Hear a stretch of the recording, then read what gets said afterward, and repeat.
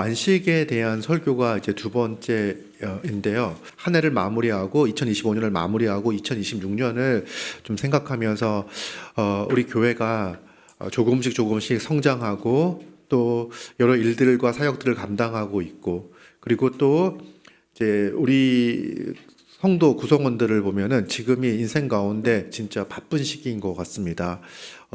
이제 새로운 삶을 이렇게 준비를 하죠. 가정을 이루고 아이를 낳고 육아를 하고 하는 이 삶 가운데에서 우리가 자칫하면 하나님이 주시는 그 참된 안식을 이렇게 놓쳐버리고 잃어버리고 정말 이렇게 하루하루 살아가는 것이 급급한 그런 삶을 살아갈 수도 있겠다. 그래서 정말 우리가 하는 모든 사역들 가운데에서 참된 안식과 기쁨, 그래서 예수 그리스도를 바라보며 그리스도가 주시는 참된 안식을 누렸으면 좋겠다라는 마음으로 한 해를 마무리하고 또 새로운 한 해를 준비하면서 안식에 대한 설교를 같이 말씀을 나누려고 합니다. 그런데 이제 안식에 대해서 세 번만 설명하는 게 아니라 최근의 설교들을 보면은 열왕기 이제 그 전부터도 마찬가지인데 샬롬에 대해서, 안식에 대해서, 하나님 나라의 평안에 대해서 많은 말씀을 드렸습니다. 결국 이스라엘 나라에 대한 이야기는 하나님께서 하나님의 나라를 어떻게 회복할 것인가, 하나님의 나라를 회복한다는 것은 무엇이냐면 하나님이 본래 우리에게, 인간에게 주시고자 했던 그 샬롬과 안식을 회복시켜 주시는 것을 이 이스라엘이라는 이 나라를 통해서, 이 모형을 통해서 하나님께서 우리에게 알려주시려고 하는 거죠. 그러나 이스라엘은 하나님 말씀에 불순종함으로 말미암아 그 안식을 잃어버리게 되었습니다. 열왕기하 3장을 보면요, 이스라엘과 모압의 전쟁이 나오죠. 모압은 이스라엘의 속국이었습니다. 그래서 해마다 많은 양의 양털과 이 조공을 바치던 국가였는데 이제는 그 속국이 이스라엘이 우습게 보입니다. 이스라엘은 우상을 숭배하고 이방 문화를 받아들였는데, 그렇게 한 이유는 절대적 왕권을 가지고 자기들 또한 이방 나라들처럼 강대한 나라를 만들기 위해서 그러한 이제 우상 숭배의 길을 갔던 거죠. 그러나 결과는 속국이었던 모압조차도 이스라엘을 우습게 여기는 그런 상황으로 변해버리고, 이스라엘은 이 전쟁이라고 하는 것은 화평과 평화를 잃어버린 상태잖아요. 그리고 그들은 이 모압과의 전쟁에서 큰 위기를 맞이하게 되고 큰 패배에 직면하게 됩니다. 그런데 하나님께서 개입하시죠.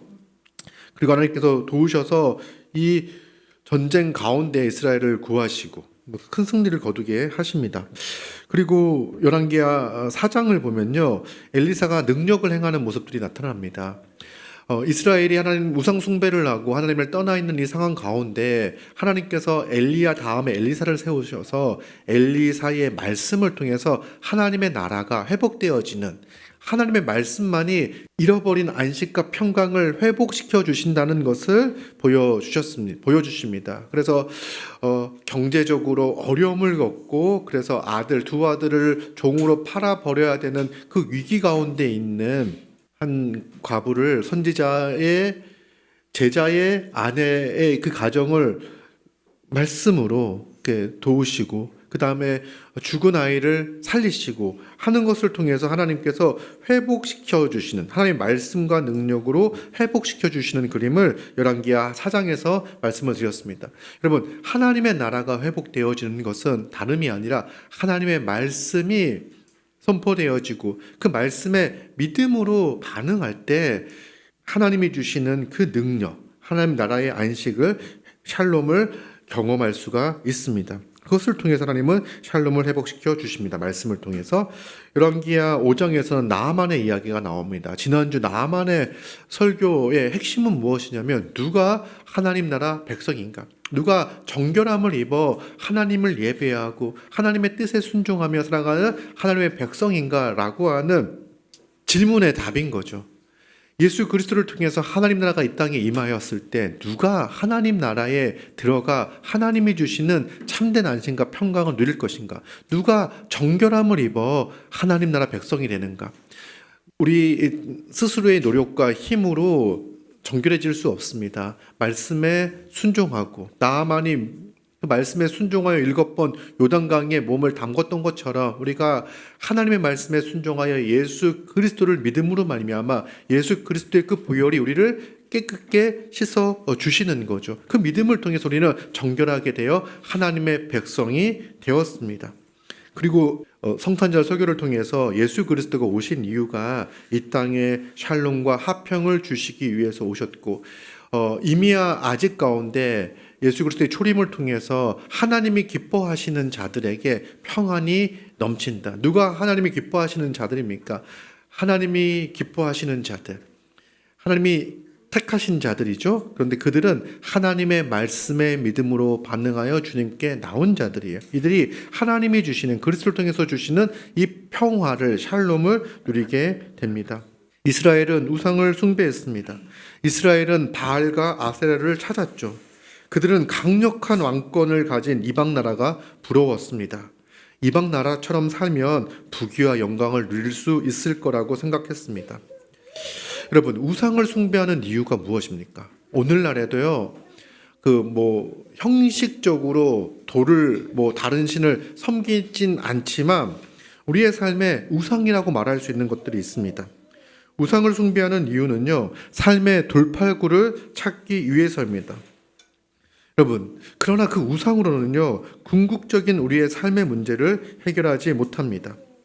그래서 이스라엘은 우상 숭배를 통해서 그들의 삶이 더 나아질 것을 기대했는데, 말씀에 대한 불순종의 결과, 하나님의 말씀을 버리고 우상을 쫓았을 때 그들은 하나님이 주시는 안식을 잃어버렸습니다. 하나님의 통치, 하나님의 말씀에 순종할 때 이스라엘은 하나님이 약속하신 복과 또 가나안 땅에서 누리게 될 복을 받을 수 있었는데, 그러나 그들은 불순종함으로 말미암아 하나님 나라의 안식을 잃어버리게 되었죠. 그래서 그 안식을 회복해 주시기 위해서 예수님께서 오셨습니다. 그리고 오늘날 현대인들도 우상을 찾습니다. 돈, 성공, 성과, 이런 것들이 우리에게 행복과 평안과 안식과 안녕을 보장해 준다라고 믿고 그것을 쫓아갑니다. 그것들이 우리의 삶을 개선시켜주고, 그것이 우리의 삶을 보장해주고, 그것이 우리의 삶을 이렇게 안전하게 해줄 것이라고 하는, 그것이 우리에게 쉼을 줄 거라고 하는 생각들을 합니다. 그러나 실제로 그것들을 소유했을 때, 성취했을 때 실제로 만족과 안정감을 누립니까? 누리죠.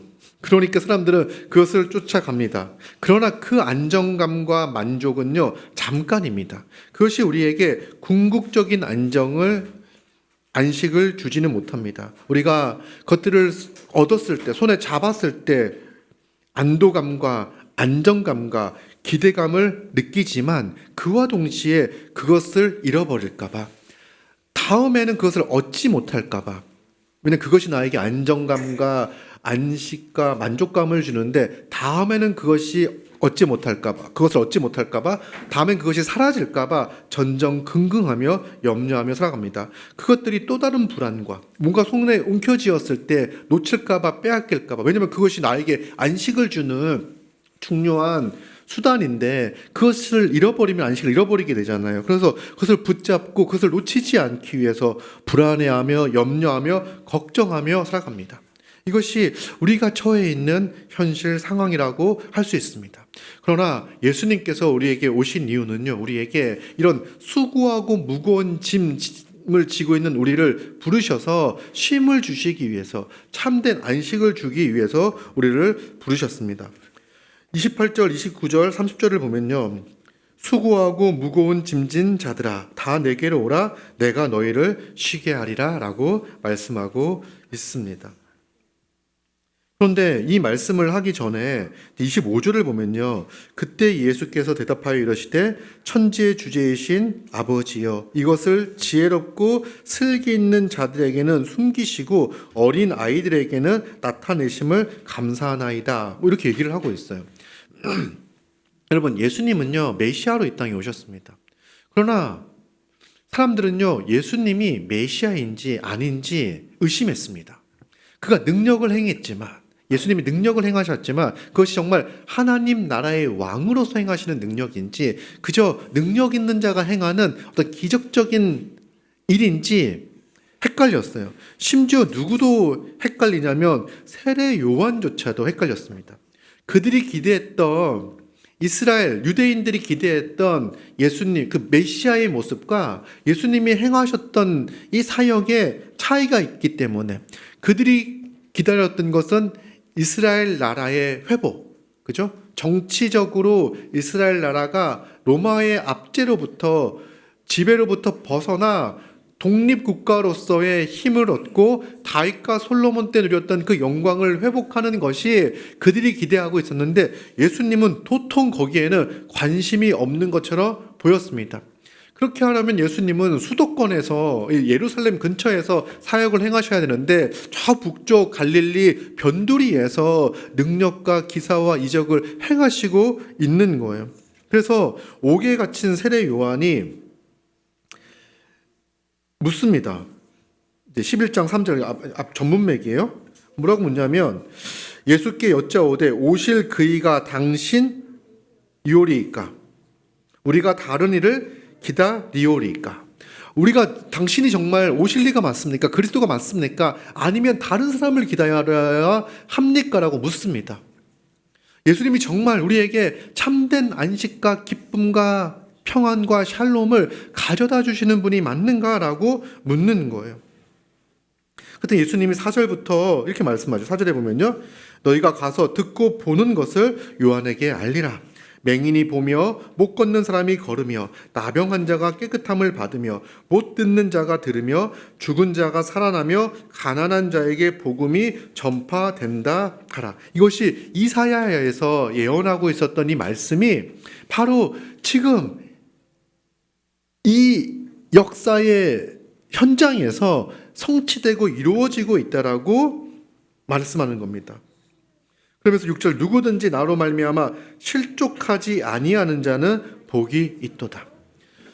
분명히 이사야서에서도 기록되어져 있었지만 이들이 기대하고 있었던 것은요, 다윗과 솔로몬 시대 그 이상의 하나님 나라의 회복을 보지 못하고 있었던 거예요. 그래서 이것이 바로 하나님 나라가 이 땅에 임하였음을 드러내는 예수 그리스도가 예수님이 그리스도로서 이 땅에 오셔서 하나님 나라를 회복하고 있는 증거로서 바로 병자들을 고치시고 죽은 자를 살리시는 이 사건을 이야기하고 있습니다. 여러분, 이 정도 일 일어나면은 예수님의 말씀을 다 믿을 것 같은데 사람들은요, 이런 기적을 보고도요, 예수님을 그리스도라고 생각하지 않습니다. 이거는요, 어떤 의미에서는 좋은 태도예요. 그래서 그것이 어떤 의미인지를 예수님은 성경을 통해서, 그렇죠? 말씀해 주시는 거죠. 이것이 바로 성경 예언의 성취로서 행해지는 기적이라는 거. 그래서 우리가 너무 기사와 표적만을 찾아 헤매서는 안 됩니다. 사람들이 계속해서 이걸 보고선도요, 사람들은 계속해서 예수님에게 기사와 표적을 요구합니다. 더 확실한 걸 보여주면 내가 믿겠습니다. 막 이렇게 이야기를 해요. 그런데 예수님은요, 요나의 표적 외에는 보여줄 게 없다고 이야기합니다. 요나는 뭐 했습니까? 물고기 뱃속에 3일 동안 있다가 살아났잖아요. 이 요나의 표적이 뭐냐면 예수 그리스도의 죽으심과 부활하심이에요. 우리는 기적을 보고 예수님을 믿는 것이 아니라 말씀을 통해 믿는데 어떤 사건을 믿냐면 어떤 표적을 보고 예수님이 그리스도이심을 참 안식을 가져다 주시는 분임을 믿냐면 예수 그리스도가 죽으시고 죽음을 이기시고 이 죽음을 통하여 죽음을 이기시고 3일 만에 부활하신 것, 이것이 바로 죄와 사망의 권세를 예수 그리스도가 깨뜨리셨다는 것, 우리를 지긋지긋하게 억눌렸던 이 죄와 사망의 권세에서 우리를 건지시고 구원하셨다라고 하는 것을, 이것이 바로 참된 안식과 샬롬을 가져다주는 아주 결정적인 사건인 거죠. 그러면서 이제 20절을 보면요, 뭐라고 얘기를 하냐면 예수님이 많은 기적들을 행하셨잖아요. 그리고 본인이 그리스도이심을 분명하게 말씀을 하셨습니다. 그리고 권능을 행하셨죠. 그럼에도 불구하고 그 권능을 보고도 회개하지 않는 자. 이 회개는 뭐냐면 이제 그동안 살아왔던 삶에서 돌이켜 하나님의 나라로 들어오는 거. 예수 그리스도를 메시아로 인정하고 그분의 말씀과 그분의 통치에 순종하고 순복하는 것. 이것이 회개잖아요. 그러나 예수님 이제 20절을 보면요. 예수께서 권능을 가장 많이 행하신 고을들이 회개하지 아니함으로 그때 책망했다고 나옵니다. 고라신 그리고 고라신과 벳세다와 가버나움 이 세 도시가 예수님께서 권능을 많이 행하셨는데 이 세 도시의 사람들이 회개하지 않습니다. 돌이키지 않습니다. 그러면서 예수님께서 이제 심판의 말씀을 하시면서 그거에 대한 설명으로서 25절을 말씀하는 거예요. 예수님께서 권능을 행하시는데 믿는 자가 있고 믿지 않는 자들이 있습니다. 가장 많은 권능을 행하셨는데 그 가장 많은 권능을 행했던 지역의 사람들이 예수님을 믿지 않는 거예요. 그때 이렇게 말씀하십니다. 천지의 주제이신 하나님이여 이것을 지혜롭고 슬기 있는 자들에게는 숨기시고 어린아이들에게는 나타내심이 감사하나이다 라고 기도를 해요.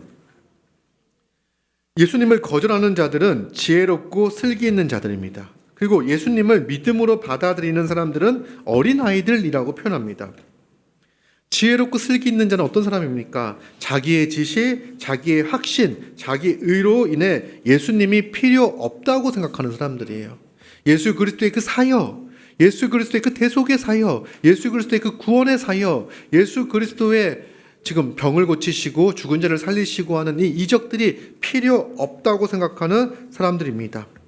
자기의 지식, 자기의 경험, 그리고 자기의 의, 이것을 더 신뢰하고 있는 자들입니다. 이들은 예수 그리스도를 거절하고 거부하고 회개하지 않았습니다. 왜? 자기는 회개할 게 없다고 생각을 했죠. 충분한 지식과 충분한 충분한 의가 자기에게 있다고 생각하니 예수 그리스도의 그 사역을 통해서 하나님 나라가 임했을 때 자신이 하나님 나라에 들어가기에 부적합한 자라는 것을 알았다면 회개했을 텐데 그들은 그러지 못했던 거죠.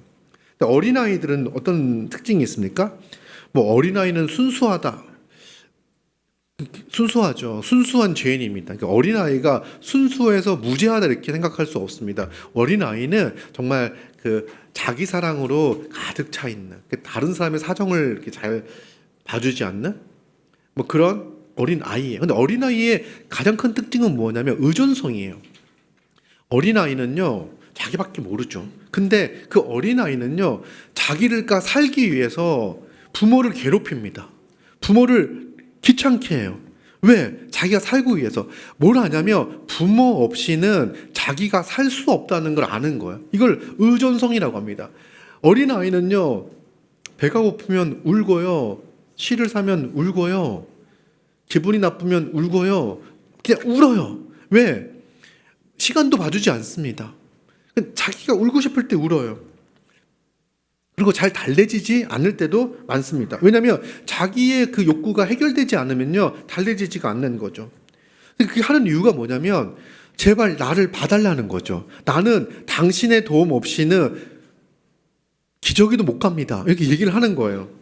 그래서 이것이 의존성이라고 하는 거죠. 스스로 취약하다고 생각하여 다른 사람을 구하는 것. 이것이 어린아이의 태도죠. 여러분, 누가 예수 그리스도를 믿음으로 받아들이냐면 우리 스스로의 힘으로 아무것도 할 수 없습니다.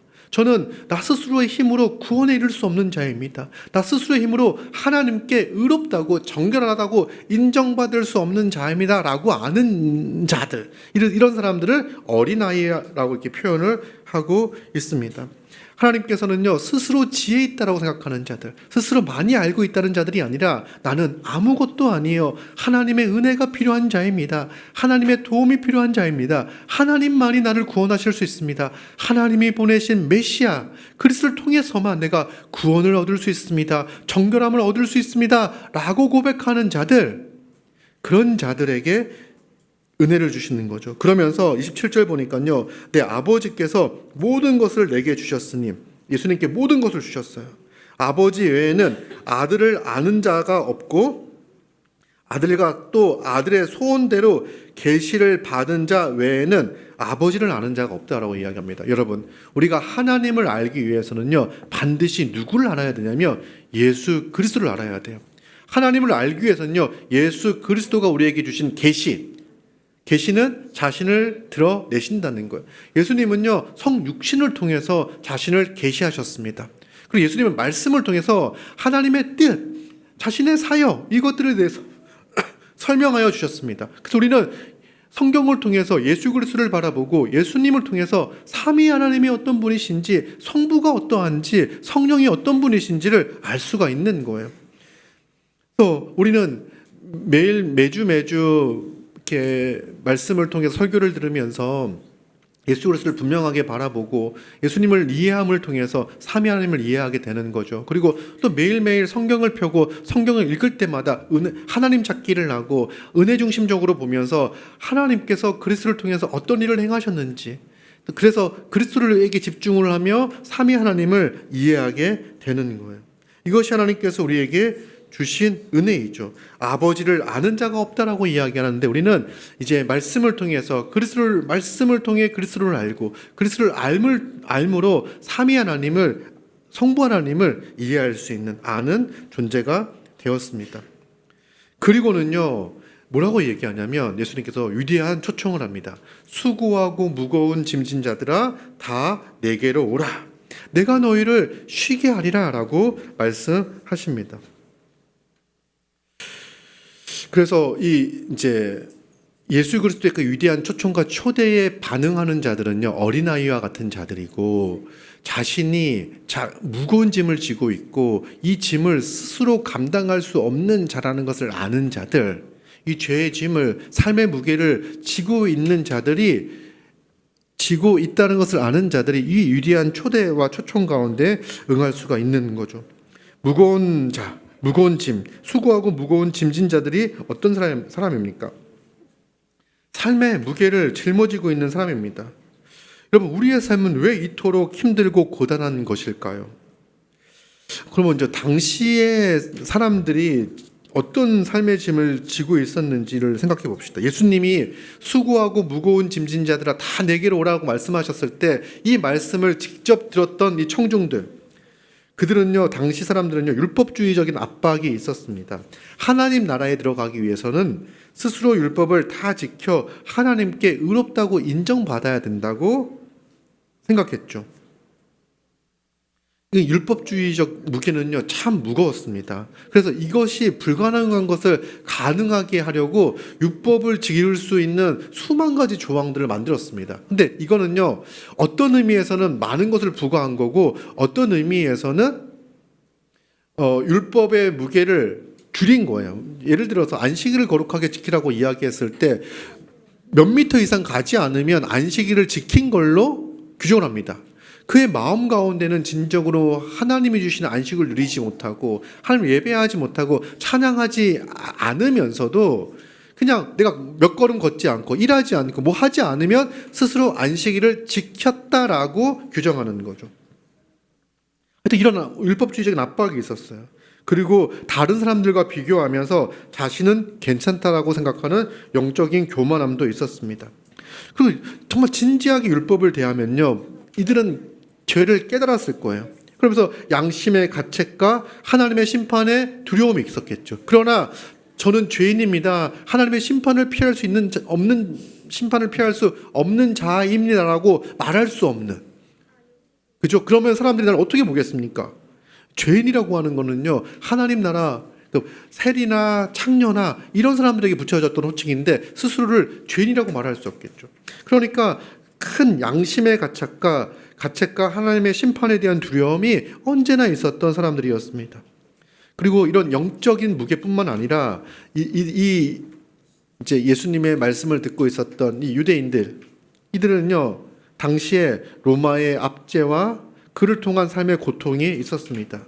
힘들게 일을 하고 세금을 내고 그것으로 로마의 권력층과 로마에 부역하는 사람들은요, 호의호식합니다. 로마의 번영을 위해서, 로마의 안정을 위해서 자기들은 그냥 열심히 일을 하고 그 돈을 하는 거죠. 그 돈을 내면요, 로마는 점점점 강성해져서 자신들을, 일반 백성들을 통제하고 억압하는 이 군대는 점점 강해지는 거예요. 하지 않으면 군대에 의해서 이제 고통과 어려움을 당하게 되는 거죠.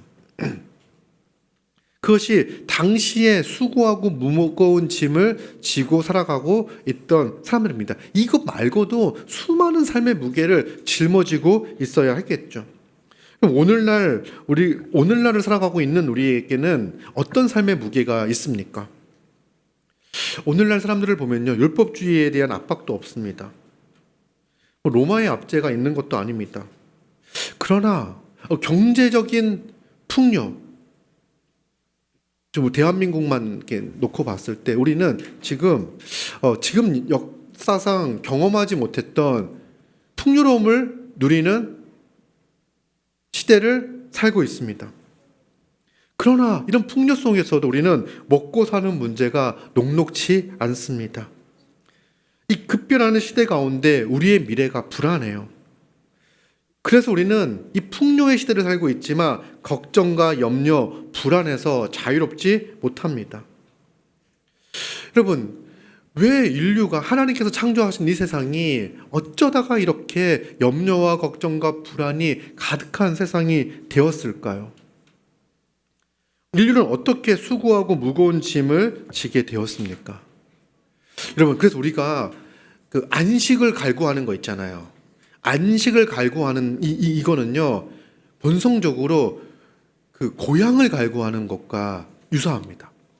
우리는 우리의 무의식 가운데는요, 이 안식에 대한 갈급이 있습니다. 이 안식에 대한 갈급은 바로 에덴에 대한 갈급이에요.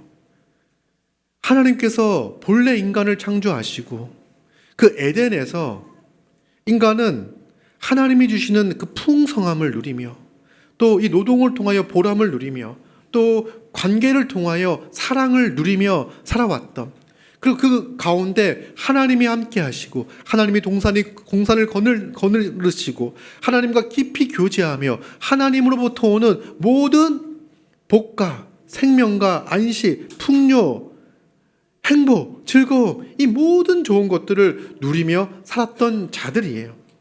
그러나 인간이 하나님의 주인 되심을, 주 되심을 거부함으로 말미암아 인간은 이제 자기가 주인이 되었죠. 자기가 주인이 되는 순간부터 인간은 이런 수고와 고통과 염려에서 벗어나지 못하는, 스스로 수고하고 무거운 짐을 지는 상태가 되었습니다. 인간의 죄의 결과 땅이 엉겅퀴를 내게 되고, 인간의 죄의 결과 아담과 하와 인류의 관계는 깨어지게 되고, 그래서 서로가 서로를 지배하려고 하는 그런 상태가 되고, 이제 그래서 이 평안이 깨어져 버린 상태가 되었습니다. 여러분, 오늘날 사회를요, 이제 피로 사회라고들 얘기를 합니다. 이제 한병철 씨가 지은 책 중에서 아주 이렇게 많이 팔린 책이죠. 피로사회라는 책이 있는데 그 책에서는 이제 오늘날을 어떻게 규정하냐면 너무 피곤한 사회다라고 얘기를 합니다. 근데 그렇게 된 이제 이유를 어떻게 분석을 하냐면 이제 이 시대가 규율 사회에서 성과 사회로 바뀌었다고 이야기를 해요. 근데 여전히 규율은 존재하고 또 예전부터 성과에 대한 것들은 있었던 것 같아요. 근데 이분이 좀 이제 이렇게 날카롭게 집어내는 것 가운데 하나가 뭐가 있냐면, 예전에 규율 사회라고 이야기할 때는 해서 안 되는 것들, 하면 안 되는 것들이 우리를 많이 이제 통제를 했다고 합니다. 학생은 이러면 안 돼. 학생은 해야만 해. 라고 하는 것들, 이 규율이 외부의 규율이 우리를 통제했다고 한다면, 이제는 이 성과 사회로 바뀌면서 무엇이 우리를 통제하냐면, 이 규율도 여전히 존재하지만, 너는 할 수 있어. 그러니 해야 돼. 그러니까 이전에는 부정이 우리를 지배했다면 이제는 긍정이 우리를 지배한다는 거예요. 넌 할 수 있어. 그러니 너는 해야 해. 여러분, 이것은요, 우리를 더 자유롭게 만드는 이야기예요. 그렇죠? 우리에게 무한한 가능성을 열어주는 이야기예요. 그러나 이것이 이 주체가 무엇인가를 하라고 요구하는 주체가 외부에 있는 게 아니라 내부로 옮겨져 왔잖아요. 그러니까 개인이 스스로, 자기 스스로 무엇인가를 더 해야 되고 더 증명해라고 강요하는 구조에 놓여 있다는 거예요. 그래서 뭐라고 이야기하냐면 이제 이 사회는요, 그러니까 예전과 같이 로마의 압제라든지 이 사회 구조 속에 오는 착취가 많이 사라졌지만 오히려 개인이 자기가 자기 자신을 착취하는 구조라고 이야기합니다. 그럼 우리가 무엇인가를 성과를 이루어낸다고 하더라도 그 결과에 만족합니까? 규율이 주어지고 어느 정도의 할당량이 주어지고 그것을 성취하면 잘했어라고 하는 평가가 외부에서 주어지는 것과 나 스스로 결과에 만족하지 못하고 그래서 안심하지 못합니다. 그러니까 이 정도면 될까? 이 정도면 충분할까? 난 정말 최선을 다했나?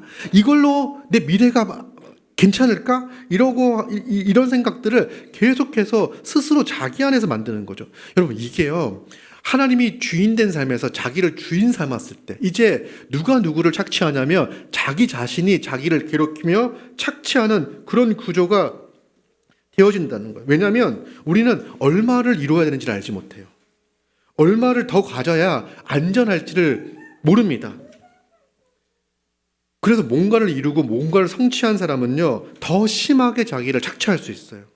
왜냐하면 더 이룬 경험이 있고 가진 경험이 있기 때문에 더 이룰 수 있고 더 가질 수 있을 때 계속해서 자기를 착취하는 방향으로 나아가는 거죠. 그래서 오늘날 현대 사람들이 뭐 번아웃이라든지 피로감이라든지 우울감이라든지 이런 것들을 더 많이 경험한다, 더 많이 겪게 된다라고 말을 합니다. 그럼 멈추는 경우에도 이제 뭔가를 확신해, 이 정도면 충분해라고 해가지고 확신해서 멈추는 게 아니에요. 대부분은 멈춘 다음에 멈춘다고 해서 불안감이 지워지는 게 아니에요. 대부분은 너무 힘들어 번아웃이 와서 포기하는 거죠. 이때 엄습해 오는 것은, 몰려오는 것은 패배감입니다. 그러니까 자포자기의 시대, M4 세대라는 이야기가 나왔죠. 그래서 이거는요, M4는요, 그러니까 자기의 삶에 만족하고 감사하고 이런 삶이 아니라 할 수 없어 포기하는 삶이에요. 이 삶은요, 풍족함과는 거리가 먼 삶입니다. 여러분, 우리가 이런 시대를 살고 있는데 무엇이 없으면 이 불안에서 벗어날 수 없냐면 하나님이 우리와 함께 하시고 하나님이 우리를 보호하시고 인도하신다는 그 확신, 믿음이 없으면요, 우리는 이 불안에서 벗어날 수가 없어요. 그럼 우리가 하나님이 함께 하신다는 확신은요, 우리가 힘들 때, 어려울 때, 힘든 고난의 길을, 고통의 길을 겪고 있을 때 우리에게 위로를 주는 말씀이에요. 용기를 주는 말씀이에요. 이런 상황 가운데서도 하나님은 살아계시고 하나님은 내 인생을 붙잡고 계시고 나와 함께 하시고 이 삶을 그냥 모른 채 하지 않으시고 나를 이 상황 가운데서도 지키시고 보호하신다는 믿음이 있을 때 우리는 어떤 상황 가운데서도 불안과 염려가 아니라 믿음과 확신과 안식을 가지고 살아갈 수가 있는 거예요. 여러분, 이렇게 우리는 이 시대를 살아가면서 불안과 염려와 부담과 어려움과 힘듦을 짊어지고 살아가고 있습니다. 그래서 예수님은 이런 사람들을 부르시고 있습니다. 이런 자들을, 이 땅에서 수고하고 있는 자들, 무거운 짐을 지고 가고 있는 사람들을 부르시는 거예요. 그래서 부르신 다음에 어떻게 하냐면 나는 마음이 온유하고 겸손하니 나의 멍에를 메고 내게 배우라. 그리하면 너희 마음이 쉼을 얻으리라 라고 이야기합니다. 쉬게 한다고, 우리에게 쉼을 주겠다고 우리를 불렀어요. 수고하고 무거운 짐 자들을 내가 너희를 쉬게 하겠다. 근데 갑자기 멍에를 매래. 쉬러 왔는데 멍에를 매래. 멍에가 뭐냐면, 멍에는 두 마리의 소를 연결하게 하는 나무 장치입니다. 소는 뭐합니까? 소가 멍에를 매는 이유는 뭡니까? 일하기 위해서 하는 거잖아요. 일하는 건 쉬는 게 아닌 거잖아요.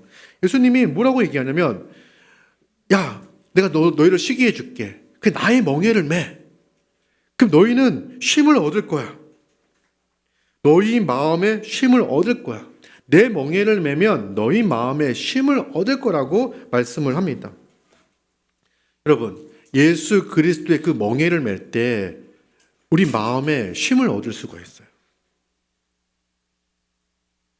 자, 그러면 도대체 일단 멍에가 뭐냐, 멍에를 맨다는 게 뭐냐와 우리 마음에 쉼을 얻는다는 게 뭔가, 마음에 쉼을 얻는다고 하면 멍에를 메고 쉼을 얻으면 몸은 고생하지만 마음은 편안해지는 건가? 예수님을 믿으면 계속해서 고단하지만 힘들지만 마음은 편안해 라고 생각할 수 있잖아요. 이 마음이라는 게 뭔지를 좀 살펴봐야 돼요. 29절을 보면요, 마음이라는 단어가 2번 나옵니다. 29절 처음에 나는 마음이 이렇게 나올 때 이 마음은 누구의 마음입니까? 예수님의 마음이죠.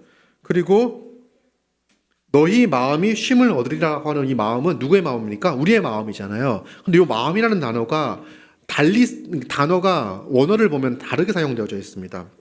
첫 번째 마음은요, 카르디아로, 그러니까 예수님의 마음은 카르디아로 표현하고 있는데, 이거는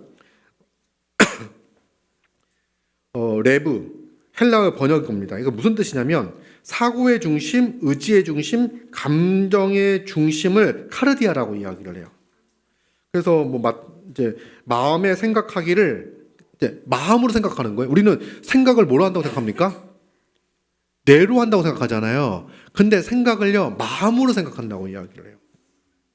그리고 고린도후서 9장 7절에 보면 마음으로 결정하고, 그러니까 이 마음이요, 의지적인 영역이에요. 그리고 요한복음 16장 6절에 보면 이 단어가 사용되는데 마음에 근심이 가득하다. 그러면 이거는 감정적인 영역이에요. 그래서 이 마음이라고 하는 단어는요, 사고와 의지와 감정의 중심입니다. 그러니까 우리가 이제 머리와 마음을 분리해서 지성과 감성을 분리해서 사고하는 게 오늘날 사람들의 일반적인 특징인데, 이 헬라 문화에서, 히브리 문화에서는요, 이성과 감성을 분리시키지 않습니다. 이성과 감성, 이 모든 것이 마음의 문제예요. 동시에 일어나는 거죠. 그래서 이 단어는요, 단지 감정을 가리키는 게 아니라 예수님의 감정, 우리가 흔히 생각하는 이 마음의 상태를 이야기하는 게 아니라 이거는 인격 전체를 가리키는 단어예요. 인격의 중심이에요. 중심. 이 카르디아, 심장이라는 단어, 이거는요, 이 마음이라는 것은. 그래서 예수님이 나는 마음이 온유하고 겸손하다라고 밝힌 것은 자신의 이 본질적 정체성이 이러하다는 것. 이 마음의 중심이, 그 인격 전체의 중심이 이러하다는 것을 보여주는 겁니다. 그러면서 이제 너희 마음에 쉼을 얻게 하겠다라고 하는 이 마음은요, 푸시케입니다. 이 푸시케는 히브리어 네페시의 번역어인데, 우리도 이 마음에 쉼을 얻는다고 이야기하면, 이 푸시케는 영혼이라는 단어거든요. 그럼 영혼이 쉼을 얻는다. 우리 영혼하면요, 무의 반대라고 생각합니까? 몸의 반대를 영혼이라고 생각하잖아요. 그래서 영혼이 안식을 누리는구나, 영혼이 이렇게 생각할 수 있는데, 이 푸시케라는 단어는요, 이 또한 생명 자체와 전 인격을 가리키는 용어예요. 우리가 한 영혼이 천하보다 귀하다라고 이야기할 때 그 영혼은요, 그 인격 전체를 이야기하는 거예요. 한 영혼이 천하보다 귀하다고 이야기할 때 그 전인격, 그 생명 전체를 가리키는 용어입니다. 그래서 마태복음 16장 20절 목숨을 버리며라고 이야기할 때 이 푸스케를 씁니다. 목숨을 버리며. 영혼을 버릴 수 없잖아요. 그렇죠? 목숨을 버리며. 그 생명 전체를 이야기하는 거고, 그래서 몸과 분리된 영혼이 아니라 살아있는 전 존재를 가리키는 거죠. 그래서 예수님께서 너희 마음에 쉼을 얻을 거다, 안식을 얻을 거다라고 말씀하시는 거는요, 이 안식은 전인적인 안식을 이야기하는 거예요.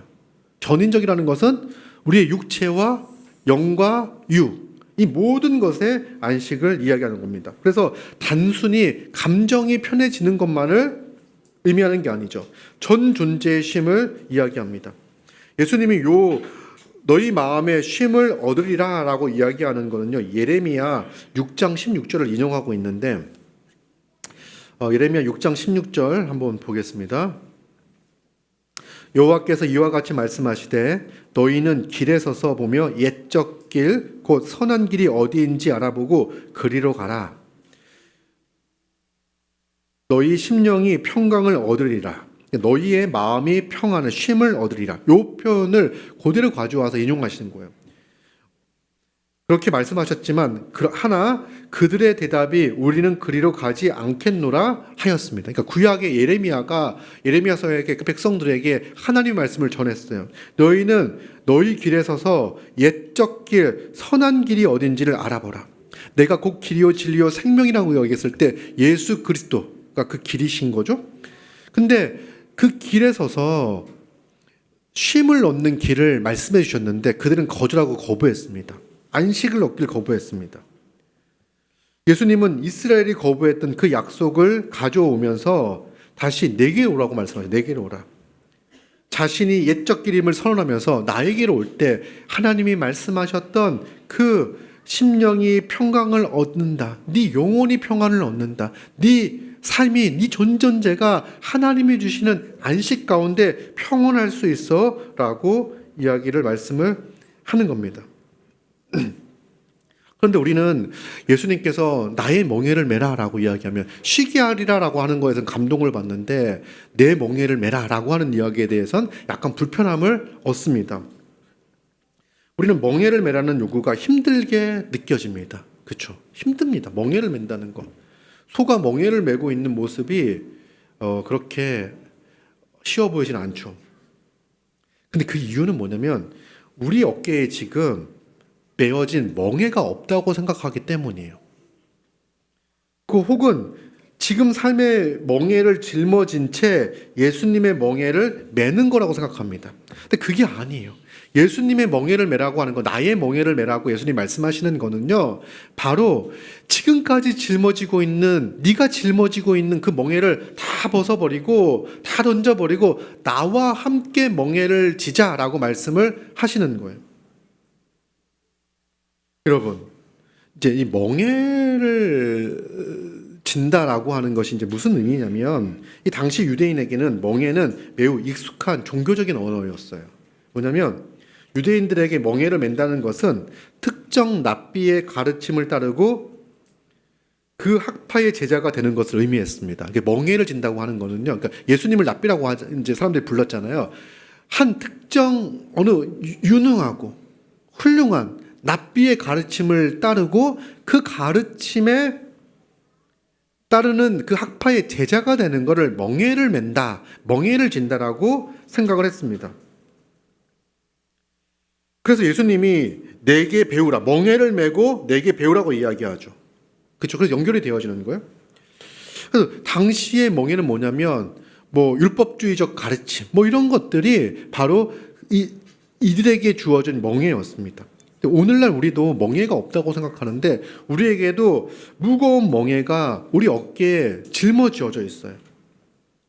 우리는 세상의 가치관에 영향을 받으면서 그것에 매여 살아가고 있습니다. 사람들의 시선과 인정과 평가가 우리 삶의 무거운 짐입니다. 미래에 대한 불안과 염려와 걱정이 바로 오늘날 현대성, 오늘날의 세계관에 속해 있는 우리에게 지어지는 짐으로부터 나오는 무게예요. 예수님께서 그 멍에를 세상의 가르침과 세속의 가르침을 쫓아 이 고통 가운데 살아가고 있는 이 멍에를 벗어버리고 이제는 내 멍에를 메라고 말씀하십니다. 내게로 와서 내 제자가 되어 나에게 배우라고 우리를 초대하시는 거예요. 이것이 바로 쉼에 대한 초대입니다. 내 멍에를 메라는 말은요, 내 곁으로 오라. 예수님께서 우리에게 내 옆으로 오라고 말씀하십니다. 내 옆으로 와라. 나에게 배워라. 그리고 내 길에 참여하라. 여러분, 이 그리스도와 함께 멍에를 메고 우린 그리스도 옆에 서는 거예요.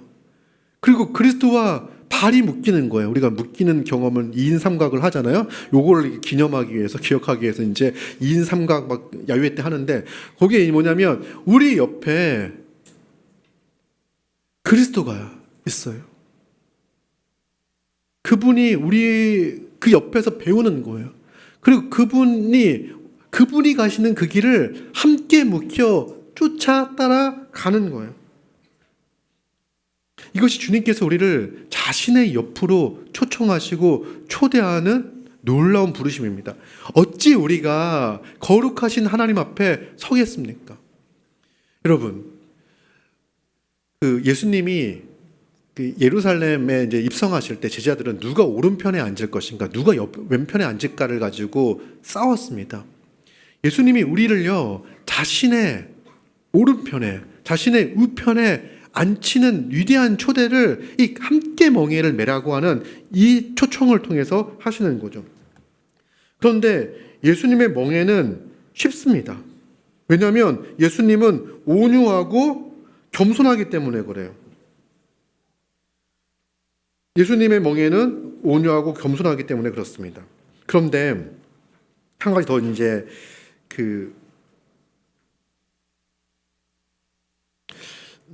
예수님 멍에가 뭘까를 생각을 해보면요. 이제 먼저는 멍에는 짐은 우리가 예수님을 믿으면요.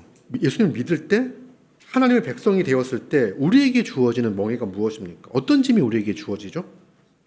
하나님의 백성으로서 하나님의 뜻대로 살아가는 것이 우리에게 멍에이자 짐이에요. 그죠? 아담과 하와에게는요, 가벼운 짐이 하나 있었습니다. 무엇이었습니까? 선악을 알게 하는 나무 열매를 먹지 않는 거예요. 왜 이게 가볍냐면 먹을 게 너무나 많았어요. 너무나 풍성한 세상이었어요. 불만족을 경험할 수 없는 환경과 상황이었어요. 그것에서 하지 않는 방식으로 하나님의 말씀에 순종케 하여 주셨습니다. 여러분, 우리가 하나님의 백성이기에 이제는 하나님의 위대한 초청 가운데 그리스도의 그 보혈로 정결함을 얻어 하나님 나라 백성이 되었잖아요. 이제 우리에게 주어지는 것은 세상의 법이 아니라, 세상의 가치관이 아니라, 세상의 기준이 아니라 하나님의 법에 따라 살아가는 삶을 살아가는 거예요. 이 짐은 결코 무겁지 않습니다. 그런데 하나님의 법을 지키며 살아가야 한다고 여러분, 하나님의 말씀을 지키며 살아가십시오라고 이야기하면 우리 마음이 무거워집니다. 왜냐하면 우리 또한 이 율법주의적 짐을 다시 짊어지는 것처럼 생각하기 때문에 그렇습니다. 그러나 그렇지 않습니다. 요한일서 5장 3절 4절 한번 찾아볼까요? 성경이 있으시겠죠? 요한일서 5장 3절 4절 한번 같이 읽도록 하겠습니다. 시작. 하나님을 사랑하는 것은 이것이니 우리가 그의 계명들을 지키는 것이라. 그의 계명들은 무거운 것이 아니로다. 무릇 하나님께로부터 난 자마다 세상을 이기느니라. 세상을 이기는 승리는 이것이니 우리의 믿음이니라. 여러분, 우리가 하나님의 백성이 되었다는 것은요, 하나님을 사랑하는 자가 되었다는 거예요. 하나님이 우리를 얼마나 사랑하시는지, 하나님이 우리를 얼마나 사랑하시는지를 알았을 때 우리는 하나님을 사랑하지 않을 수 없습니다. 하나님을 사랑할 때 우리는 하나님의 계명을 지킵니다. 하나님이 원하시고 하나님이 기뻐하시는 그 하나님의 뜻을 따라 살기를 원하는 거예요. 근데 그 계명은요, 무거운 계명이 아니에요. 여러분, 이 계명은요, 율법입니다. 근데 이 율법이 무겁지 않다라고 이야기합니다. 왜냐하면 우리는 하나님께로부터 난 자이기 때문에 그렇습니다. 예수 그리스도의 그 보혈로 하나님께로부터 난 자예요. 그리고 세상을 이긴다고 이야기합니다.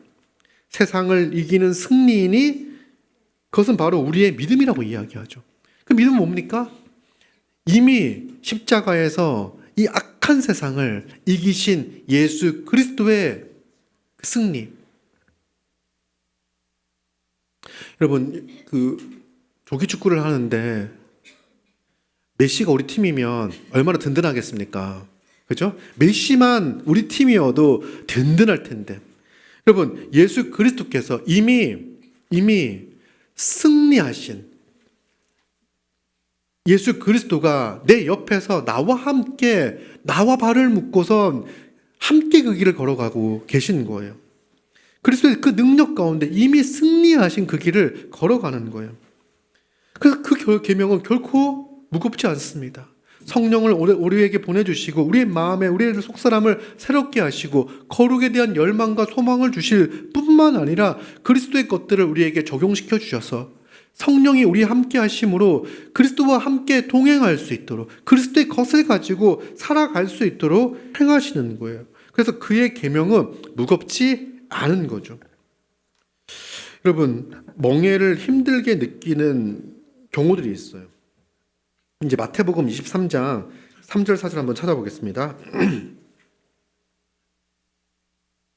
마태복음은 신약에 있습니다.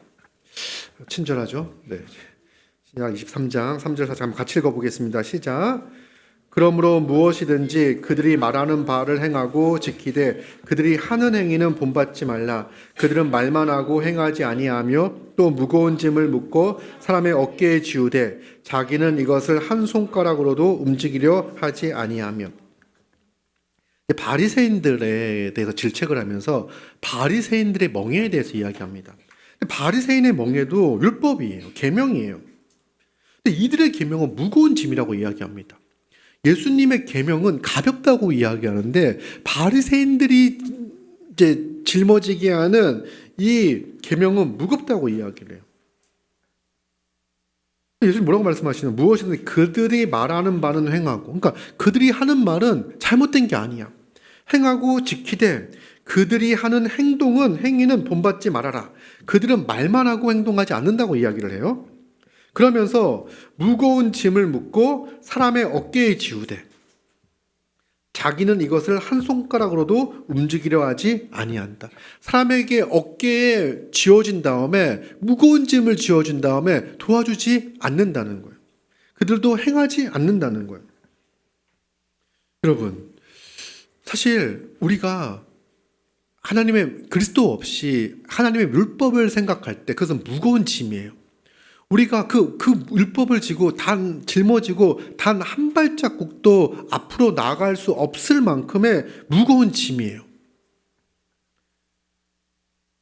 그런데 바리새인들은요, 할 수 있는 게 없습니다. 이렇게 해야 되라고 이야기하지만 자기들조차도 그것을 행할 수 없는 사람들이에요.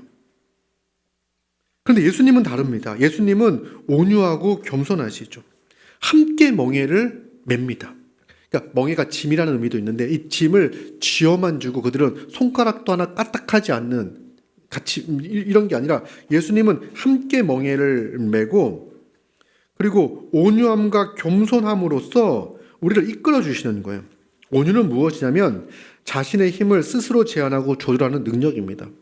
여러분 이제 부모가 된 후 아이랑 같이 이제 아이가 걸음마를 시작하고 될 때 보통 누구의 발걸음에 속도를 맞춥니까? 보통은 아이의 속도에 부모가 맞춥니다. 그죠? 부모의 속도에 아이가 맞췄다. 그럼 재능이 있는 거예요. 그 아이는 아주 달리기나 이런 데 아주 재능이 있는 거예요.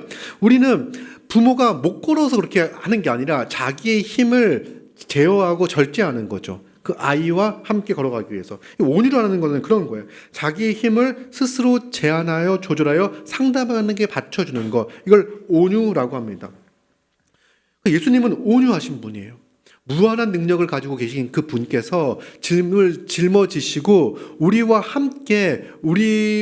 발맞추어 그 길을 함께 걸어 가주시는 분이시죠. 그래서 우리를 이렇게 이제 2인 삼각하다 보면요 힘이 넘치는 분이 있어요. 막 이분이 막 뛸 때 한 명은 질질질 끌려오는 경우들 보셨을 거예요.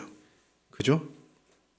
그런 모습이 아니에요. 주님께서는 그와 함께 자신의 힘을 절제하며 함께 걸어가지고 온유하신 분이시고요. 그 다음에 겸손하신 분이십니다. 겸손이라는 단어는 원래는 비굴한, 천한, 노예 같은 이런 좋지 않은 뜻의 단어였습니다.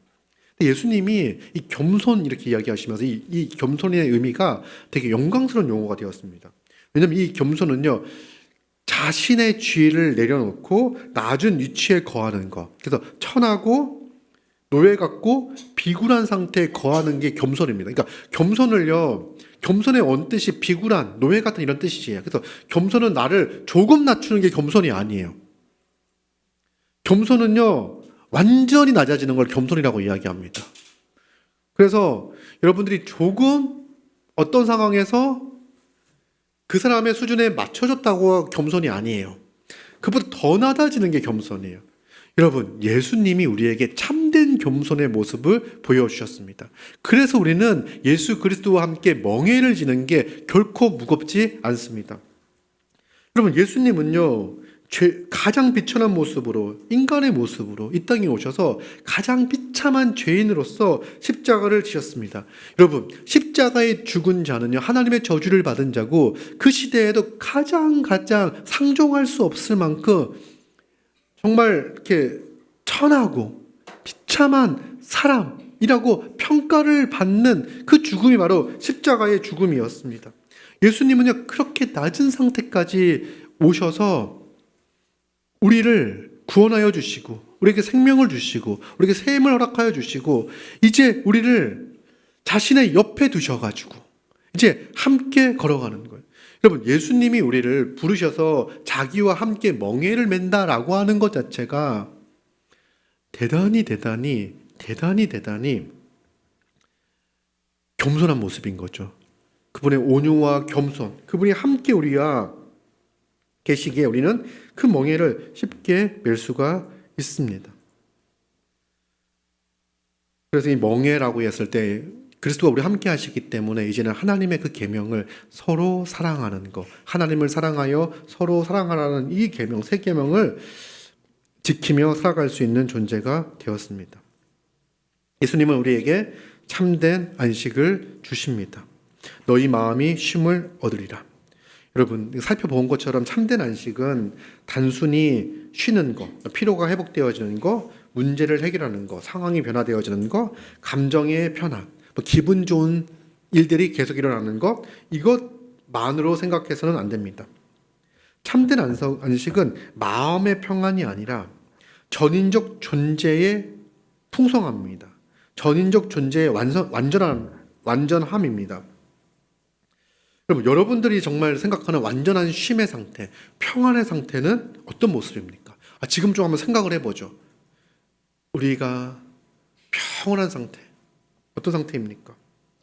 날씨가 이것보다는 좀 따뜻했으면 좋겠습니다. 그죠? 그래서 이렇게 바람도 이렇게 따뜻한 바람이 살랑살랑 불어오고, 이렇게 환경은 아름답고, 그래서 모히또에서 몰디브 한잔하는 그런 느낌들을 우리는 이렇게 평안하고 안정을 누리는 상태라고 생각을 하죠. 그래서 경제적으로 풍요하고 또 건강하고 관계에 어려움도 없는 것, 사람들과 좋은 관계를 맺으면서 살아가는 것, 그리고 외롭지 않고, 사람들과 좋은 관계를 맺으면서 외롭지 않고 또 사람들 때문에 너무 피곤하지 않은 적정한 관계를 유지하며 잘 살아가는 걸 우리는 이렇게 평온한 상태로 생각할 수 있어요. 돈 걱정하지 않고 건강 염려하지 않고 또 이렇게 열심히 일을 하고 또 좋은 환경에서 살아가는 거, 외롭지 않게 살아가는 거. 그리고 우리가 하는 일들을 통해서 보람도 얻고 우리가 하는 활동과 일들을 통해서 사람들에게 인정도 받고 칭찬도 들으면서 살아가는 거, 이것들을요 좋은 삶의 모습이라고 할 수 있습니다. 그런데 이것만은 이제 개인적인 거고요. 이런 상태만 됐다고 해가지고 우리가 안정을 누린다고 할 수도 없어요. 좀 더 나아가서 우리는 어떤 욕구를 갖냐면 이 사회가 안정되었으면 좋겠다. 그러니까 우리 사회는요. 대한민국은요, 대단히 치안이라든지 정치적으로 안정되어 있는 사회입니다. 근데 이게 혼란스러우면요, 아무리 개인이 잘 산다고 하더라도 이 평안을 유지할 수가 없어요. 내가 아무리 부자여도요, 정권이 바뀔 때마다 언제든지 망할 수 있고 감옥에 갈 수 있다는 생각을 하면요, 불안해 살 수가 없는 거예요. 그래서 우리는 정치적인 안정과 사회적 안녕과 그 다음에 치안의 안정, 이런 것들까지 포함한 세상이 안정된 세상, 평안한 세상, 안식을 누리는 상태, 세상이라고 생각합니다. 서로 죽이려고 덤비지 않고 사랑하며 좋은 관계를 맺는 그런 세상, 이런 세상을요 이렇게 안식을 누리는 세상이라고 생각을 할 거예요.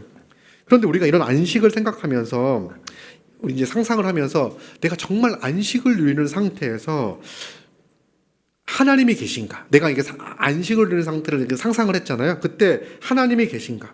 정말 나는 하나님이 계셔야 내 인생에, 내 삶에, 내가 그렸던 그 안식의 그림에 하나님이 계셔야 우리의 삶이 참된 안식을 누릴 수 있다고 생각하는지 한번 돌아봤으면 좋겠습니다.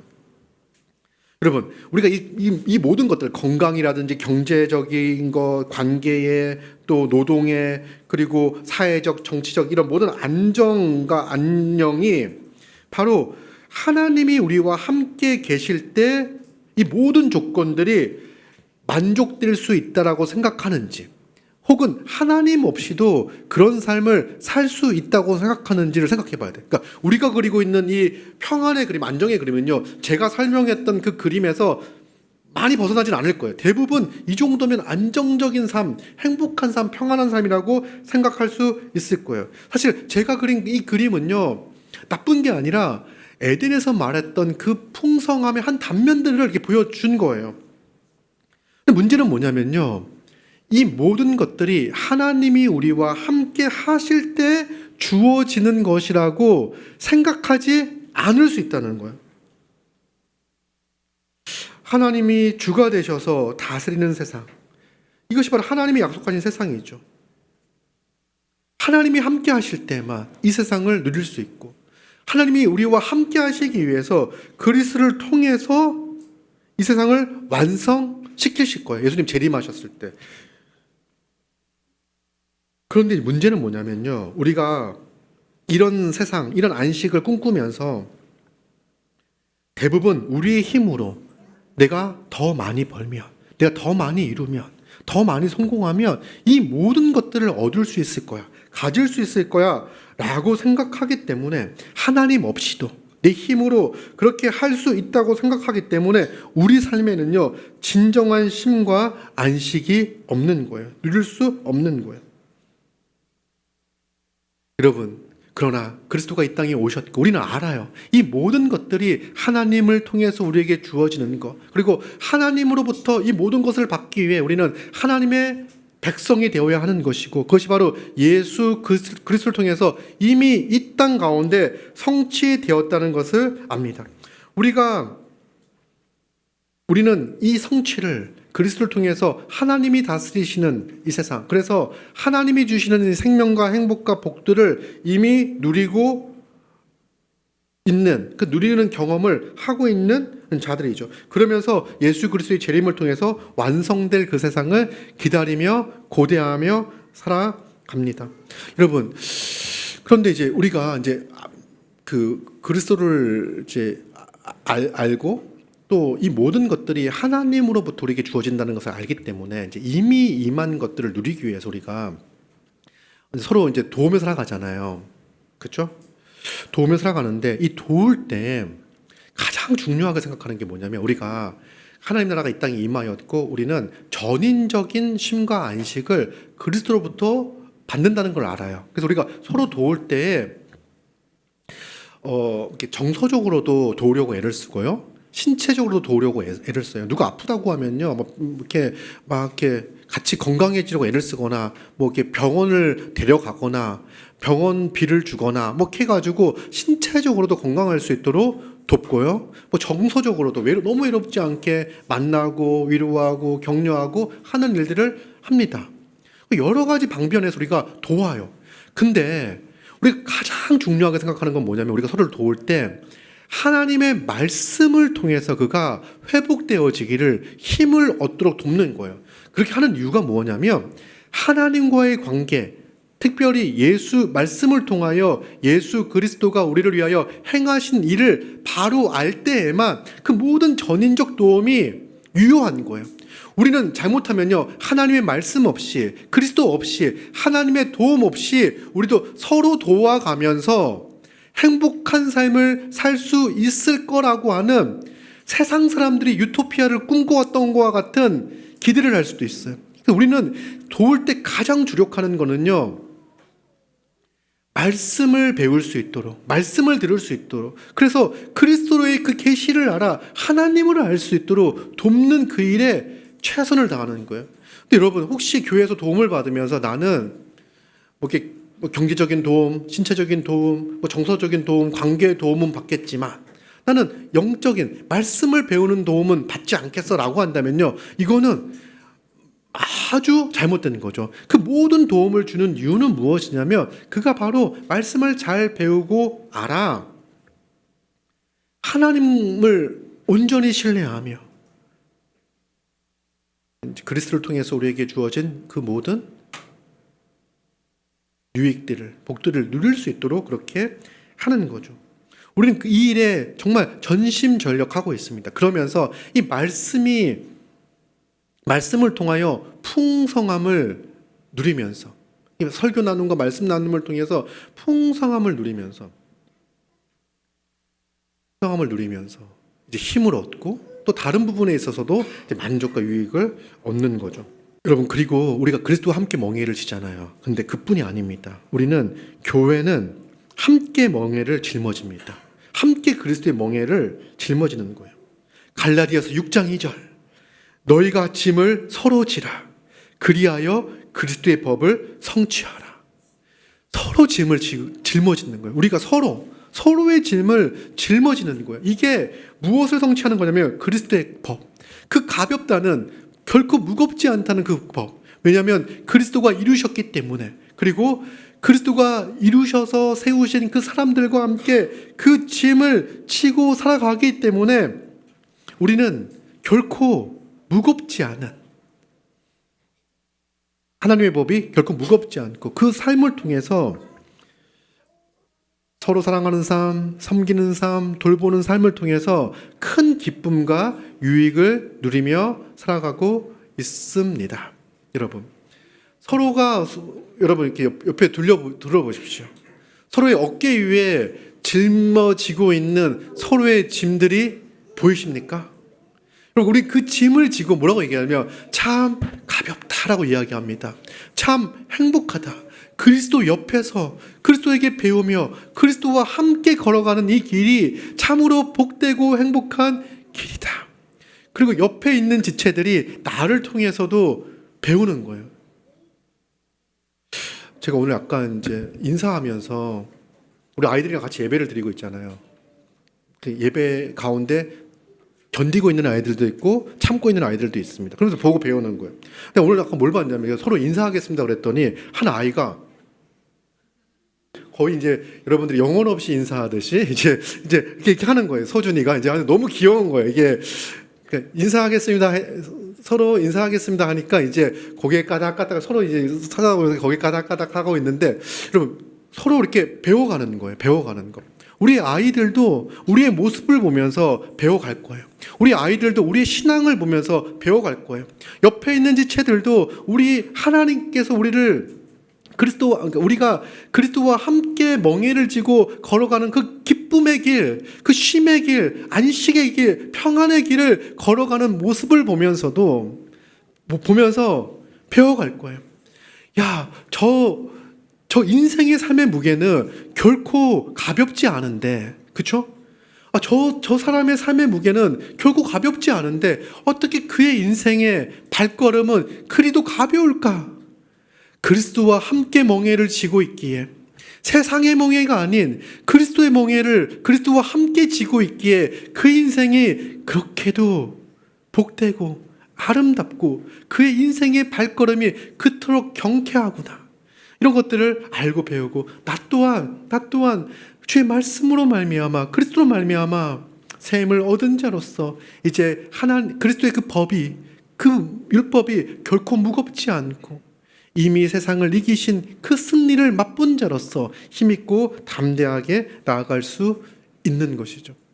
여러분, 우리가 이렇게 함께 모여 말씀을 듣고 함께 배워가며 그리스도가 행하신 그 길을 함께 걸어가는 이 삶이 얼마나 복되고 아름다운지 알 수가 없습니다. 서로 사랑하며 서로의 짐을 짊어지고 함께 그 안식과 평안을 누리며 주님이 이루신, 이미 성취하신 그 하나님의 나라의 그 복된 삶을 맛보고 경험하는 삶이 얼마나 아름다운지요. 이것이 바로 우리가 누리고 있는 2025년 한 해 동안 누렸던 안식이고, 이제 2026년 더 힘차게 이제 손에 손잡고 멍에를 메고 함께 걸어가며 그리스도가 주시는 그 참된 안식, 우리 전인격 안에 누리게 될 그 참된 쉼을 누리며 살아갈 것을 기대하며 또 힘차게 2026년을 출발할 수 있습니다. 그 은혜가 우리 가운데 있습니다. 그리스도가 주시는 그 수고하고 무거운 짐진 자들아 다 내게로 오라고 하는